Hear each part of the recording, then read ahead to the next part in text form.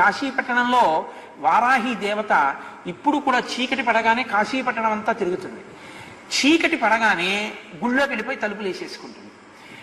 అందుకే సూర్యోదయం అయితే ఇంకా వారాహి దర్శనం ఉండదు కాశీలో, మనం చూడలేం కూడా. ఆ వారాహి యొక్క స్వరూపాన్ని దగ్గరగా నిలబడి చూడడానికి ఎవరికి ధైర్యం సరిపోదు. అందుకని ఏం చేస్తారంటే వారాహి దేవాలయం పైకప్పెక్కి సూర్యోదయానికి పూర్వమే పైన కన్నాలు ఉంటాయి, ఆ కన్నాల్లోంచి చూడాలి వారాహిని. కన్నాల్లోంచి చూసినందుకే ఉద్వేగం కలుగుతుంది.